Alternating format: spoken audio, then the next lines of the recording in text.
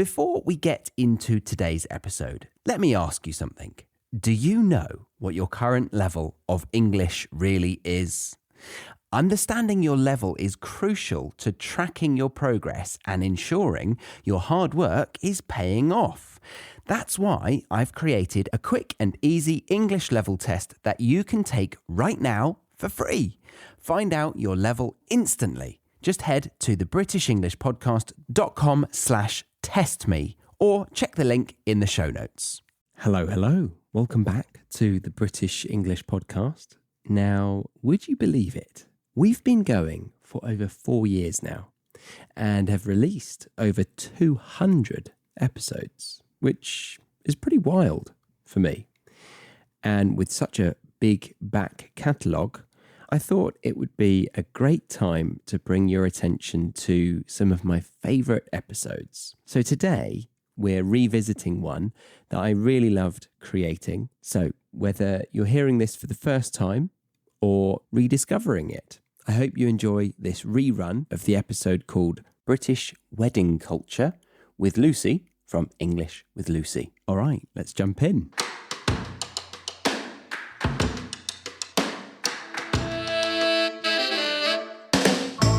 Lucy, how are you doing? Hello, thank you for having me on this podcast. Very exciting. An absolute pleasure. Yes, of course. How are you doing today? What have you done this morning? I'm doing very well, thank you. This morning I got up quite early. Spent some time with Diego, my dog, he needs a lot of attention each morning because if I stay in bed too long, he starts to wag his tail against a radiator and all of the vibrations go up, all of the pipes of the house to the radiator.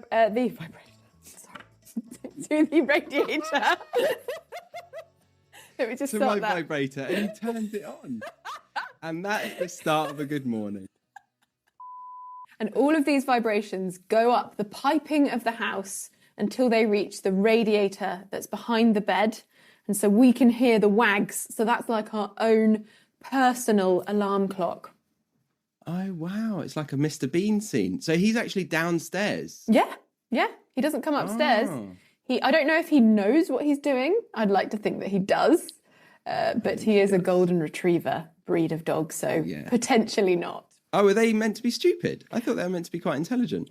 They're quite goofy.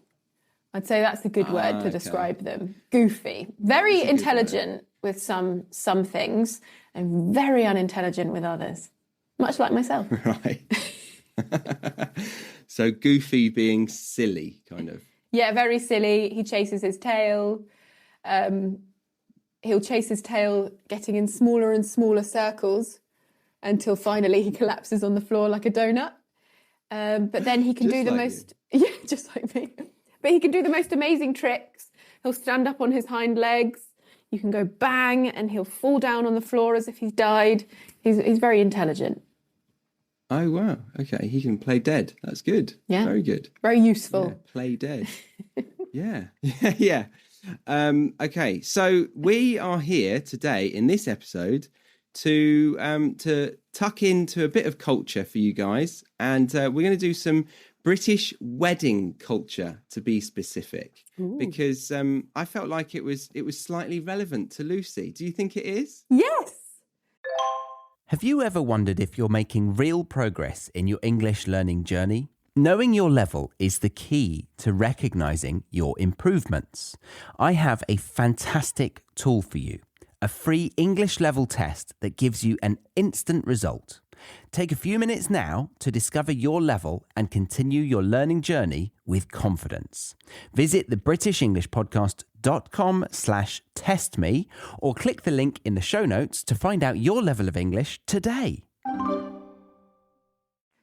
Definitely. Why is it relevant to you? Because I am engaged to be married to my fiancé Will, and we were meant to get married on the 26th of September this year.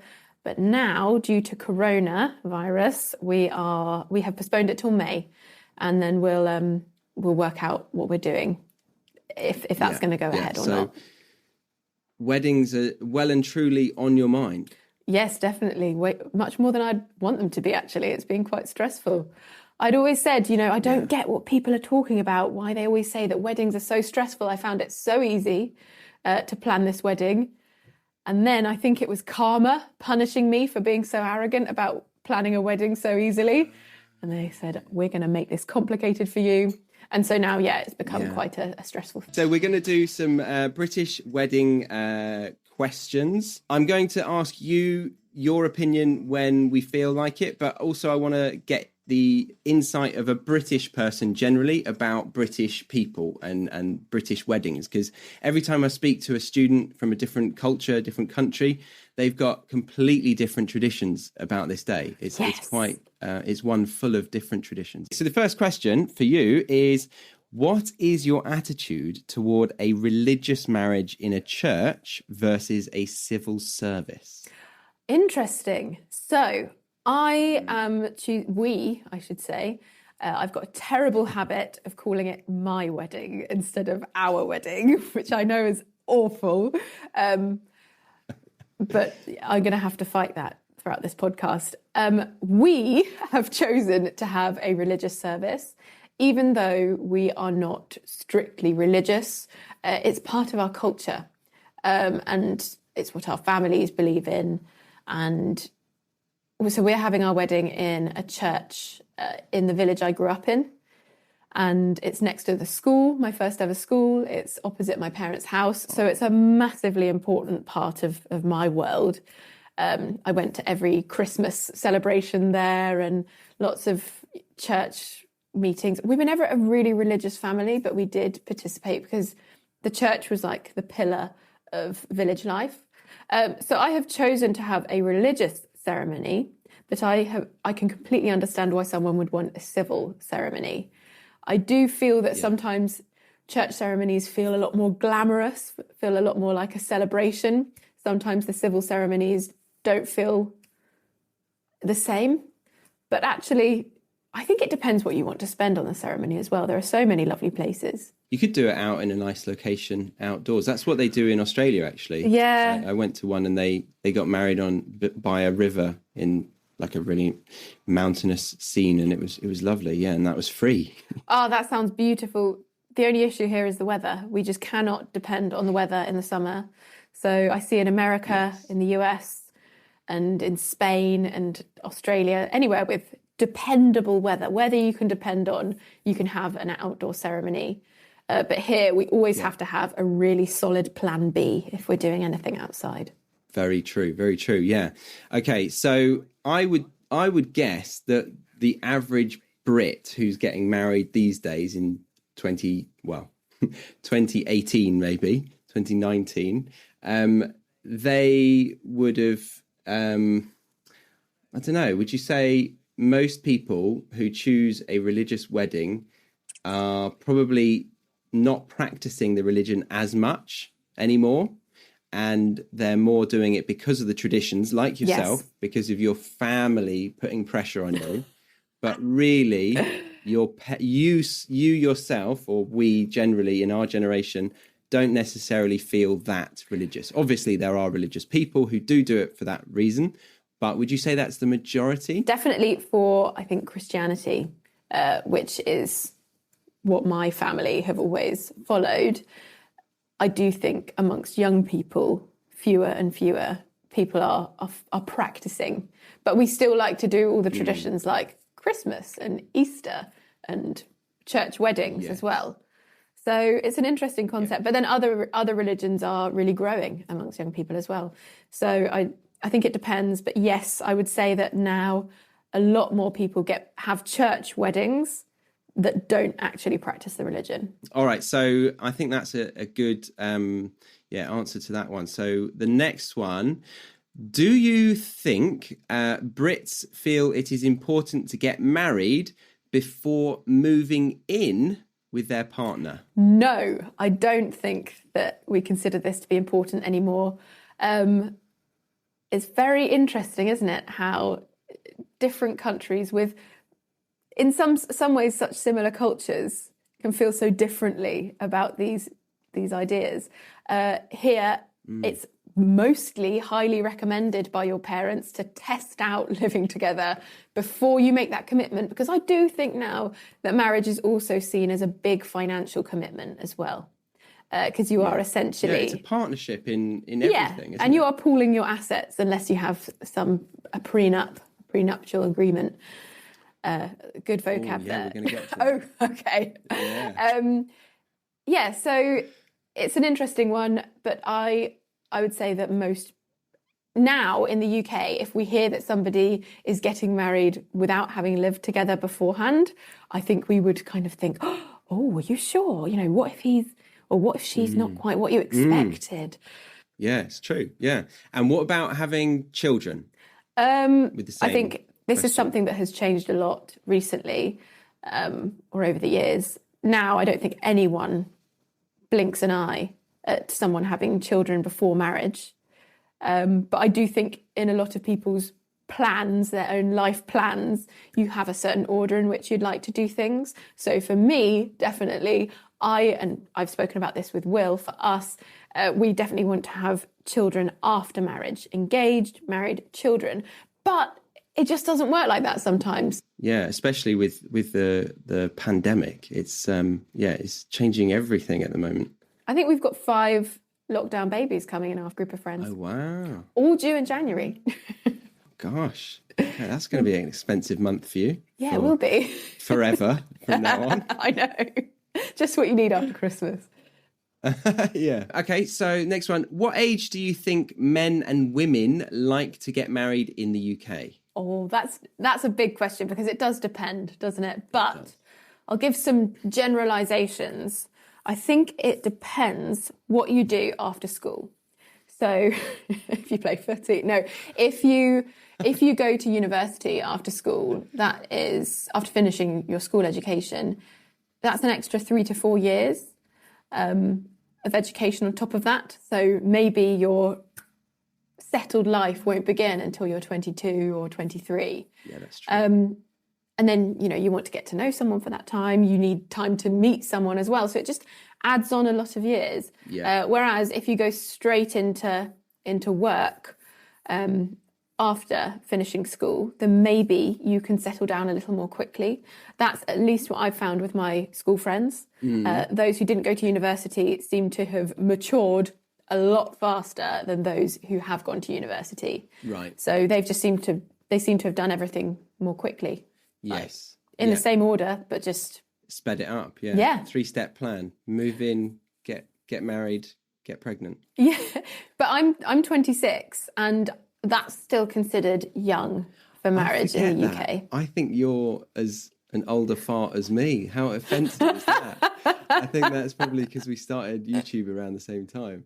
But yeah, you're 26. I'm going to buy some face cream. Yeah, I'm 26. I know. Definitely starting to see the signs of aging now. But yes, people are always surprised at my age. I definitely think I probably look a bit older than I am. And also, I don't know, you always expect your teacher to be older. Yeah, maybe. But I think it's something to do with your YouTube career. I think that's sometimes hard to believe that you started so young. Yeah. Okay. Just quickly, like other cultures, they have this like association with once you get to a certain age, you should be married, which is pretty negative, I am aware. But do we have that? And where would you feel like it starts to play a role in the UK for girls, particularly? You could talk about girls, I could talk about guys, maybe.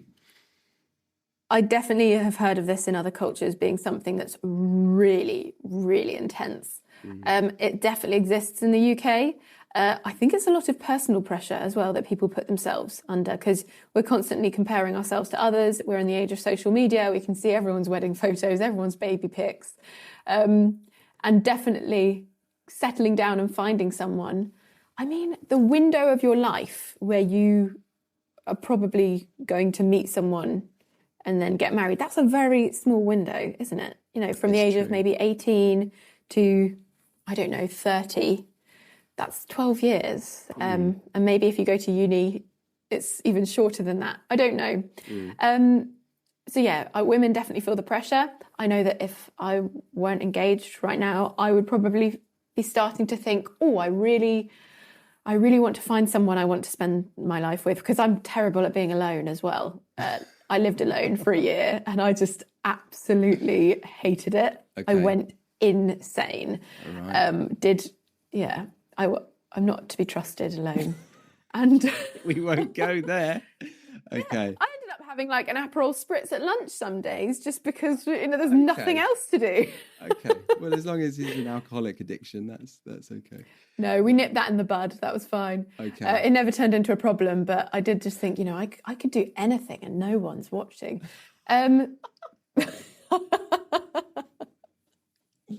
Hilarious. Okay. So my friend is 31 and she is starting to feel the pressure, but I think personally that's a little bit I just don't want that to be a thing as much, but you feel like it is for you, your age at 26? I mean, I think I would be starting to think about it. We cannot ignore that women have the pressure of a body clock. No. And people talk about it all the time. It's always in the media. And there are scientific studies shoved down our throats that, eggs are declining or something like that. I saw some awful politician post something about Taylor Swift the other day. Like, gosh, she should really think about children. She's got, 10% of her eggs left or something. And we just don't need that pressure. No.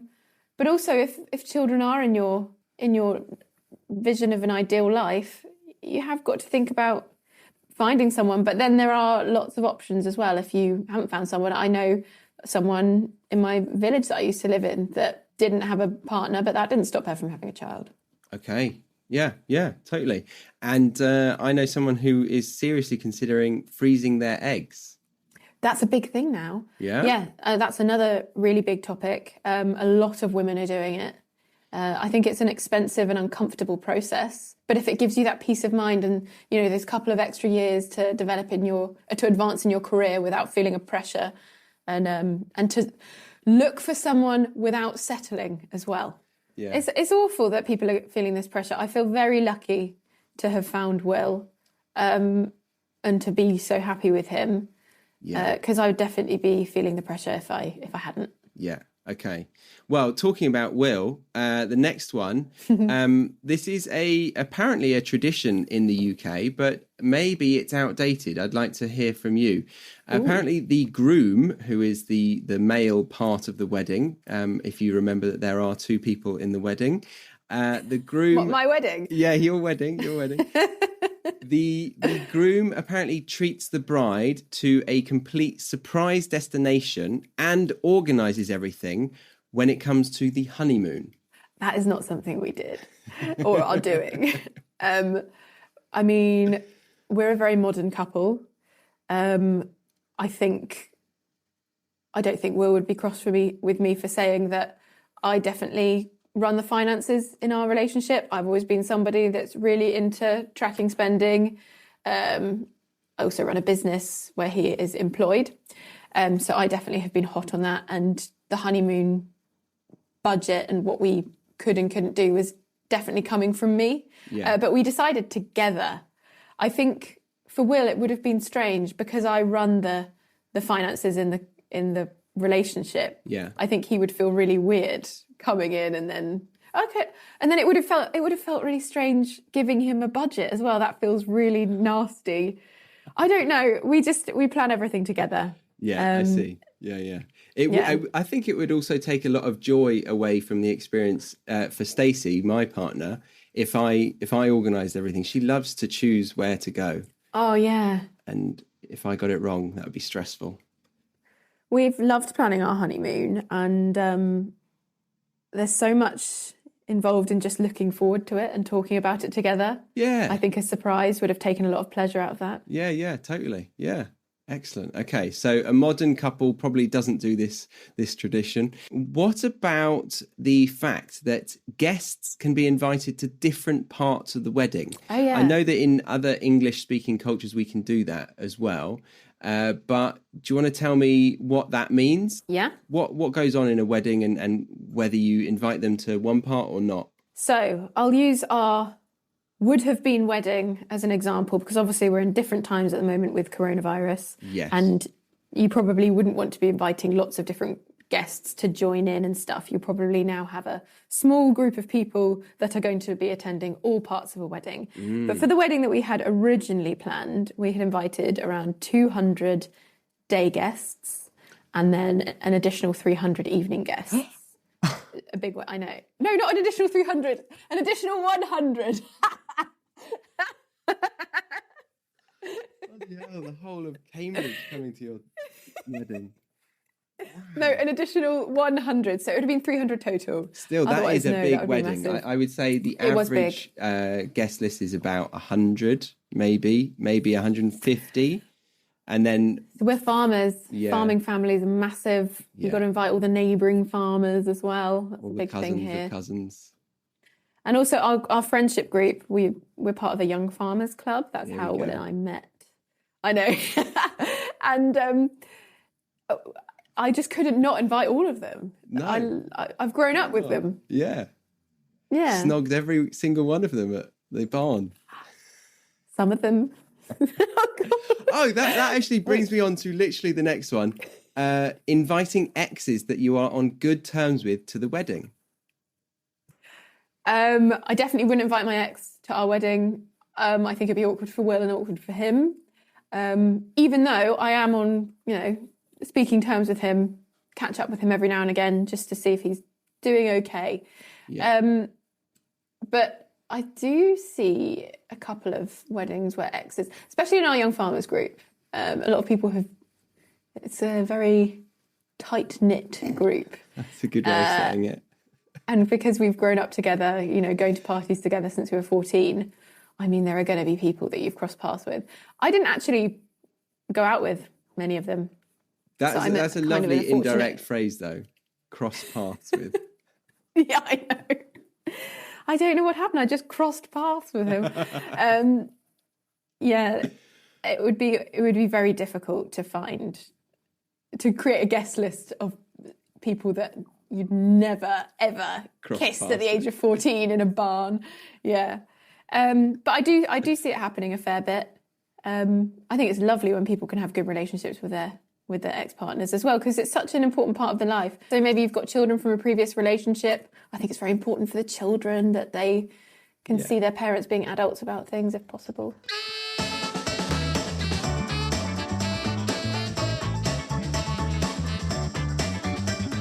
We will be leaving the free version of this episode here for today. But if you did want to continue listening to this conversation, then head over to the BritishEnglishPodcast.com, where you can sign up to the Premium Podcast or the Academy.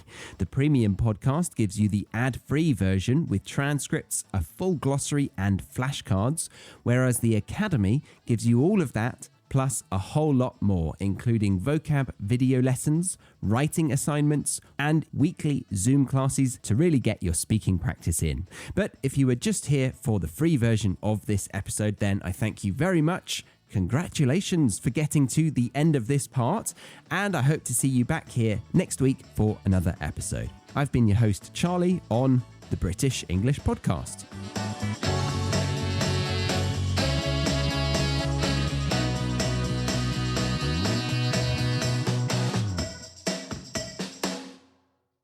Thank you for listening to today's episode. Before you go, make sure you know where you stand in your English learning journey. I've created a free English level test that you can take right now to find out your exact level. It's quick, easy, and gives you instant results. Head to thebritishenglishpodcast.com/testme or check the link in the show notes. Because tracking your progress helps you stay on track. We can't use track twice, guys. No, let's do that again. Yeah, we don't have time. Oh. All right, we'll just delete this last sentence then.